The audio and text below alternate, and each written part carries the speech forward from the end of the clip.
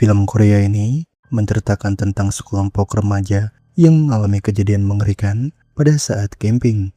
Kisah diawali dengan seorang wanita bernama Ji-e melakukan kencan pertama bersama seorang pria bernama Kyung.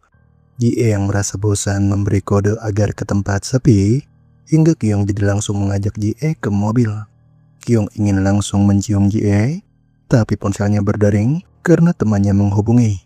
Si teman rupanya mengajak Kyung camping, membuat Kyung jadi sangat kesal. Ji-e pun memaksa Kyung agar ikut camping, dan ia memastikan akan memuaskan Kyung di tenda camping.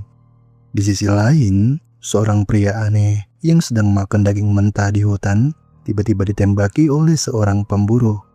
Kyung juga kini sudah bersama si teman yang mengajak camping, tapi si teman yang bernama Jung-ho bingung mengapa Kyung mengajak dua wanita. Kyung pun memberitahu bahwa salah satu wanita itu adalah teman kencannya dan wanita satu lagi adalah pegawai di kafenya. Kyung sengaja membawa si pegawai kafe agar bisa menemani Jung-ho karena kebetulan si pegawai menyukai Jung-ho. Singkatnya, pengelola kabin yang bernama Song datang untuk mengantar Jung-ho dan yang lainnya ke lokasi camping. Jung-ho sengaja minta diantar oleh Song karena mobil Jung-ho tiba-tiba mengalami kerusakan. Song lalu menerima panggilan dari dokter, yang mana dokter ini adalah seorang pemburu. Si dokter langsung minta maaf karena ia gagal lagi menangkap target buruannya, hingga Song jadi mengaku bahwa saat ini ia sedang membawa tamu. Song minta si dokter agar bergegas menangkapnya hidup-hidup, membuat pegawai kafe bertanya siapa yang ingin Song tangkap. Pegawai kafe yang bernama Cherim ini bingung mengapa Song memerintahkan seorang dokter untuk berburu, hingga Song mengaku bahwa ia sengaja menyuruh si dokter menangkap babi hutan karena si dokter ahli menjagal. Song pun membawa Kyung dan yang lainnya sembari teleponan, membuat Kyung merasa terganggu. Ji-e lalu menerima pesan yang berisi tagihan pembayaran pemakaman ibunya, tapi Ji-e tidak membalas dan malah membuang ponselnya. Saat tiba di tengah gunung, Song langsung mengajak Kyung dan yang lainnya untuk jalan kaki karena mobilnya tidak bisa masuk ke lokasi camping. Saat menanjak, Song kembali mendapat panggilan dari montir, hingga ia jadi langsung memberitahu Jung-ho bahwa mobil Jung-ho sudah dibawa ke bengkel. Kyung yang capek mendengar Song terus teleponan jadi ingin jalan duluan, tapi Song tiba-tiba menarik jaket Kyung. Kyung jelas emosi, tapi Song rupanya sengaja menarik Kyung karena jika tidak, kaki Kyung akan putus akibat menginjak jebakan hewan. Song pun mengajak lanjut mendaki, hingga akhirnya Kyung dan yang lainnya sampai di lokasi camping. Song memperingati Kyung dan yang lainnya agar tidak masuk ke hutan di malam hari, karena di sana banyak jebakan hewan. Song pergi sambil teleponan, hingga setelah itu Jung-ho dan Cherim langsung menyiapkan makanan. Cherim pun langsung menanyakan berapa gaji Jung-ho, karena Kyung telah memberitahu bahwa Jung-ho lulusan mahasiswa kedokteran. Cherim menebak gaji Jung-ho di atas $100.000, hingga Jung-ho yang tidak mau ribet jadi mengiyakan. Kyung yang sedang buang air melihat sesuatu di tumpukan sampah, dan ia sangat kaget setelah mengeceknya. Cherim lalu minta Ji-e agar membantu menyiapkan meja, tapi Ji-e tak menanggapi. Kyung lalu menepuk pundak Cherim, hingga Cherim langsung kaget karena Kyung membawa manekin. Kyung menemukan manekin itu di tumpukan sampah, dan ia sengaja membawa manekin itu ke hadapan Jung-ho untuk mengingatkan Jung-ho akan perbuatan jahil mereka di masa lalu. Jung-ho pun tidak habis pikir dengan Kyung, karena Kyung masih bisa bercanda soal kejadian itu. Jung-ho akhirnya meninggalkan Kyung, membuat Kyung sadar Jung-ho jadi sensitif semenjak ibunya sakit. Cherim jadi ingin tahu penyakit apa yang dialami ibunya Jung-ho, dan Kyung memberitahu bahwa ibunya Jung-ho sakit parah. Kyung berharap ibunya Jung-ho cepat mati agar tidak menyusahkan lagi, hingga Cherim yang mendengar itu jadi tahu betapa jahatnya Kyung. Pria aneh yang sebelumnya diburu juga kini tampak waspada dan membawa pisau. Jung-ho juga diam-diam menghubungi seseorang menanyakan keadaan ibunya, dan Ji-e yang mendengar itu jadi bilang bahwa ibunya juga sakit. Cherim yang sendirian di tenda lalu memeriksa tasnya Ji-e dan ia menemukan alat setrum. Ji-e yang datang langsung merebutnya karena ia membawa alat setrum itu untuk berjaga-jaga. Cherim yang merasa aneh jadi ingin mengadu ke Jungho, tapi Jungho langsung menanyakan sisa daging yang sebelumnya mereka panggang. Cherim tidak tahu dan Kyung jadi menduga sisa dagingnya sudah dimakan burung. Ji-e kini berjalan sendirian dan ia menemukan potongan foto seorang wanita. Cherim juga kini mengganti pakaian di kamar villa dan ia diawasi seseorang. Ji-e kini memeriksa tempat sampah dan ia menemukan satu gigi manusia. Pria aneh rupanya berada di belakang Ji-e, tapi saat Ji-e menoleh, si pria aneh sudah menghilang. Jungho yang datang jadi ingin tahu apa yang sedang Ji-e lakukan, namun Cherim tiba-tiba berteriak. Pria aneh rupanya masuk ke tenda dan ia telah mengambil semua barang termasuk pakaiannya Cherim. Kyung dan yang lainnya tidak bisa berbuat apa-apa karena pria aneh membawa pisau. Jadi akhirnya mereka membiarkan si pria aneh pergi. Cherim pun menyuruh Kyung melapor polisi, namun ponsel mereka rupanya juga sudah diambil si pria aneh. Kyung jadi ingin meminjam ponselnya Ji-e, tapi Ji-e sebelumnya sudah membuang ponselnya. Ji-e lalu ke tenda mencari alat setrumnya, namun alat setrumnya sudah tidak ada. Kyung serta yang lainnya kemudian membobol villa, dan di dalam villa itu ternyata ada manekin, beberapa ponsel, dan jam tangan. Cherim akhirnya diam-diam mencuri jam tangan dan kemudian menunjukkan beberapa ponsel ke Kyung. Tapi semua ponselnya mati, jadi Kyung langsung menyuruh Jungho mengambil charger. Ji-e kini masih terlihat kesal sendiri karena sepertinya rencananya gagal. Jungho lalu memberikan chargernya ke Kyung, namun saat Kyung pakai, charger Jungho ternyata sudah rusak. Jungho mengaku tidak sengaja menginjak chargernya, hingga Kyung yang mendengar itu jadi kesal dan menganggap Jungho sangat bodoh. Ji-e yang semakin gelisah akhirnya ingin mengambil pisau, namun Kyung mengambil duluan dan langsung mengajak turun. Jungho tidak setuju karena sebentar lagi gelap, dan Ji-e juga tidak mau turun karena Song sebelumnya sudah memperingatkan bahwa di hutan banyak jebakan. Jungho menyarankan agar mereka menunggu Song, tapi Kyung tetap ingin turun karena jika mereka menetap, pria aneh akan muncul lagi. Kyung meyakinkan bahwa si pria aneh adalah psikopat, hingga Jungho dan Ji-e yang mendengar itu akhirnya setuju untuk turun.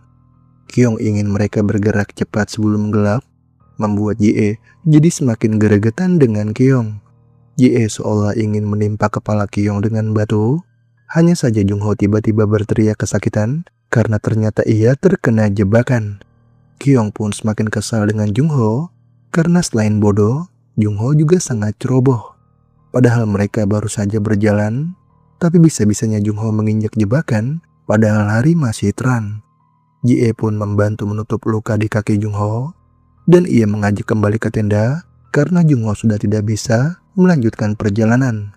Kyung jadi minta Ji-e dan Cherim agar membawa Jungho ke tenda, sementara dirinya akan turun mencari bantuan. Tapi Ji-e tidak setuju, karena jika Kyung turun sendirian, Kyung bisa terkena jebakan dan bertemu pria aneh. Kyung bisa saja langsung dibunuh. Jadi jika tidak ingin itu terjadi, Ji-e menyarankan agar mereka kembali ke tenda. Di sisi lain, dokter pemburu dihubungi Song, dan Song menyuruh si dokter agar cepat menangkap pria aneh. Pria aneh kini sedang asik makan, dan ia mengira alat setrum Ji-e makanan. Ia memasukkan alat setrum Ji-e ke mulut, hingga akhirnya ia tersetrum sampai tidak sadarkan diri. Jungho akhirnya sampai di tenda, dan ia langsung berterima kasih ke Ji-e dan Cherim. Tapi Cherim ingin balasan lebih, yang mana Jungho harus menjadikan Cherim sebagai pacar. Cherim tidak menerima penolakan, hingga Jungho akhirnya terpaksa setuju menjadi pacarnya Cherim.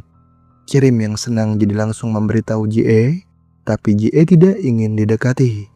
Ji-e kembali ke tenda, dan saat melihat Kyung tidur di luar, Ji-e langsung mengarahkan gunting ke lehernya Kyung sambil meneteskan air mata.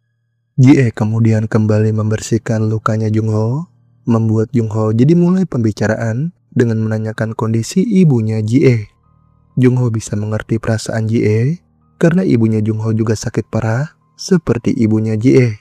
Jungho tidak siap kehilangan ibunya dan ia memastikan akan melakukan segala cara agar ibunya bisa sembuh. Ji-e pun memberitahu bahwa ibunya meninggal beberapa hari lalu hingga Jungho yang mendengar itu sedikit terkejut. Jungho bingung mengapa Ji-e memilih camping padahal si ibu baru saja meninggal hingga Ji-e mengakui bahwa ia sudah menganggap ibunya mati dari 16 tahun yang lalu. Jadi intinya ibunya Ji-e telah mengalami koma selama 16 tahun dan akhirnya meninggal beberapa hari lalu. Jungho jadi turut prihatin dengan Ji-e dan keluarga, tapi Ji-e mengaku sudah tidak punya keluarga. Saat berumur 9 tahun, Ji-e mengalami kecelakaan lalu lintas dan kecelakaan itu membuat ayahnya tewas dan ibunya koma. Jungho yang mendengar cerita itu tidak bisa berkata, dan Ji-e tiba-tiba langsung menertawakan Jungho. Ji-e bisa membaca betapa gugupnya Jungho, dan Ji-e juga yakin Jungho pasti penasaran dengan kelanjutan ceritanya. Cherim lalu kembali ke tenda, namun ia merasa tidak tenang setelah melihat Kyung yang seperti orang tidak berdaya. Cherim pun mendekati Kyung, namun Kyung ternyata baik-baik saja. Nah, dulu saat Ji-e kecil sedang pergi bersama ayah dan ibunya, mereka tiba-tiba harus mengalami kecelakaan gara-gara ada anak-anak iseng yang menaruh manekin di tengah jalan. Kecelakaan itu membuat hidup Ji-e hancur karena akibat kecelakaan itu ayahnya harus tewas dan ibunya mengalami koma di sisa hidupnya. Anak-anak iseng yang telah menghancurkan hidup Ji-e sama sekali tidak dihukum karena masih di bawah umur. Anak-anak iseng itu masih bisa melanjutkan hidup dengan tawa, berbeda dengan Ji-e yang hidupnya dipenuhi luka. Jungho yang mendengar cerita itu pun langsung memohon maaf ke Ji-e karena Jungho ini ternyata salah satu anak iseng yang dulu menaruh manekin yang membuat keluarga Ji-e mengalami kecelakaan. Jungho mengaku melakukan hal itu atas perintah Kyung, hingga Kyung lalu muncul dan menjelaskan bahwa dulu mereka memang sengaja menaruh manekin di tengah jalan untuk menjahili orang. Karena hal itu mereka mendapat kesenangan, dan apa yang terjadi dengan keluarga Ji-e bukan salah mereka. Dari awal Kyung sebenarnya sudah curiga dengan Ji-e yang sangat ingin ikut camping, dan sekarang Kyung sadar alasan Ji-e ingin camping karena untuk membunuhnya. Jungho pun minta Kyung menghentikan ucapannya, tapi karena Kyung tidak mau berhenti, membuat Ji-e jadi langsung melukainya. Ji-e benar-benar marah dengan Kyung karena Kyung telah membuat Ji-e jadi harus membunuh ibunya sendiri. Nah, jadi sebelum camping, Ji-e ini ternyata membunuh ibunya sendiri agar si ibu terlepas dari penderitaan karena si ibu sudah mengalami koma selama 16 tahun. Sekarang Ji-e mengayunkan gunting untuk membunuh Kyung, tapi Jungho malah rela pasang badan demi melindungi Kyung. Ji-e akhirnya terus menikam Jungho agar Jungho pergi, hingga Cherim yang tidak tinggal diam jadi langsung melukai Ji-e. Cherim tidak terima pacarnya dilukai, tapi Ji-e minta Cherim tidak ikut campur jika tidak ingin mati. Cherim yang ketakutan akhirnya pergi ke hutan mencari bantuan, namun dokter pemburu langsung menghentikan karena Cherim hampir saja menginjak jebakan. Sekarang Ji-e menyiapkan api untuk membakar Kyung, tapi setelah itu si dokter tiba-tiba muncul dan langsung memukul Ji-e. Saat tersadar Ji-e sudah berada di sebuah ruangan, dan pria aneh yang sebelumnya pingsan karena tersetrum, kini akhirnya tersadar.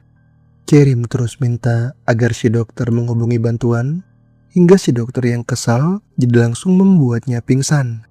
Kyung tidak bisa berbuat apa-apa, karena si dokter tiba-tiba langsung menodongkan senapan. Setelah itu si dokter menghubungi Song, dan Song minta si dokter untuk tidak melakukan apapun sampai ia datang. Song pun pergi, dan si pria aneh diam-diam mengikuti. Ji-e, Cherim, Jungho, Kyung ternyata kini sudah dalam keadaan terikat, dan si dokter mulai menyiapkan alat bedah. Setelah itu Song datang, dan ia langsung melepas ikatan Jungho. Song sangat kesal dengan si dokter karena si dokter berani mengikat Jungho. Song menegaskan bahwa Jungho adalah klien mereka hingga Ji-e, Kyung, Cherim yang mendengar itu pun kebingungan. Nah, jadi sebenarnya Jung-ho sengaja mengajak Kyung camping karena Jung-ho mengincar organ tubuhnya Kyung untuk diberikan ke ibunya yang sakit. Jung-ho bekerja sama dengan Song dan si dokter karena Song dan si dokter ternyata komplotan penjual organ. Sebelumnya Jung-ho mengaku mobilnya mengalami kerusakan, padahal sebenarnya mobil tersebut telah Jung-ho serahkan ke Song sebagai pembayaran. Song kemudian minta Jung-ho menjaga Kyung agar tidak meninggalkan lokasi camping, hingga Jung-ho jadi mengambil ponsel Kyung dan yang lainnya. Kyung sebelumnya kan sempat menemukan ponsel, tapi saat ia minta Jung-ho mengambil charger, Jung-ho langsung merusak chargernya. Kyung akhirnya memaksa yang lainnya untuk meninggalkan lokasi camping, hingga Jung-ho yang tak membiarkan itu jadi sengaja menginjak jebakan. Jung-ho terluka, membuat Kyung dan yang lainnya akhirnya tidak jadi meninggalkan lokasi camping. Saat kembali ke tenda, Ji-e sempat mengamuk dan ingin membunuh Kyung, tapi Jung-ho langsung pasang badan melindungi Kyung. Jung-ho tidak ingin Kyung mati karena ia butuh organnya Kyung untuk diberikan ke ibunya. Sekarang Song akhirnya menyuruh si dokter untuk mengambil organnya Kyung, dan Jung-ho langsung minta maaf ke Ji-e dan Cherim. Jung-ho tidak bermaksud melibatkan Ji-e dan Cherim karena dari awal ia hanya berencana menjebak Kyung, tapi Kyung ternyata malah mengajak Ji-e dan Cherim. Si dokter pun mulai membedah tubuh Kyung, dan si pria aneh ternyata diam-diam menyaksikan itu. Si pria aneh terlihat sedih karena ternyata dulu si dokter juga pernah hampir mengambil organ tubuhnya. Untungnya si pria aneh berhasil sadar dan langsung melawan. Hanya saja saat si pria aneh ingin mengajak putrinya kabur, si putri rupanya sudah tewas akibat diambil organ tubuhnya. Si dokter pun menyeret si pria aneh, dan Song yang menunggu di luar langsung membakar barang-barang milik pria aneh dan putrinya untuk menghilangkan jejak. Tapi si pria aneh rupanya berhasil kabur ke hutan, dan sejak saat itulah si pria aneh lontang-lantung di hutan dan dijadikan target buruan. Sekarang Song dihubungi klien dari Tiongkok, dan si klien minta dikirimkan organ secepatnya.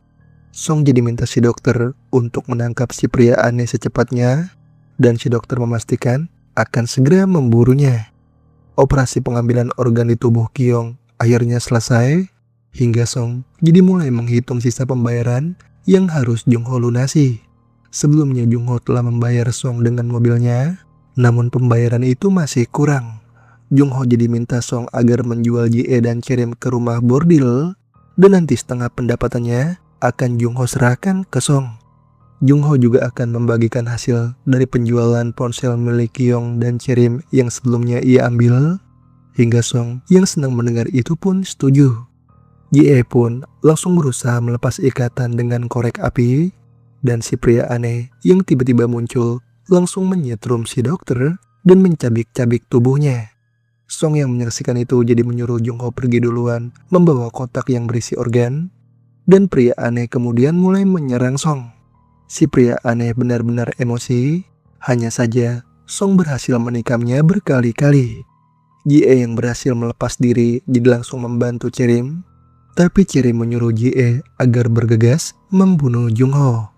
Ji-e pun memberikan korek api dan langsung pergi, dan Song tidak bisa menghentikan Ji-e karena si pria aneh masih kuat melawan meski sudah dilukai berkali-kali. Ji-e mengambil tangan manekin lalu mengajar Jung-ho, dan si pria aneh akhirnya sudah tidak mampu lagi melawan Song. Song pun ingin mengakhiri hidup si pria aneh, namun Cherim langsung menembak Song hingga tewas. Jung-ho yang sudah sampai di kaki gunung langsung dipukul oleh Ji-e, tapi Jung-ho bangkit dan langsung menghajar wajah Ji-e dengan kotak organ sampai Ji-e tidak berdaya. Jung-ho pun ingin pergi, namun baru saja melangkah, kakinya langsung terkena jebakan.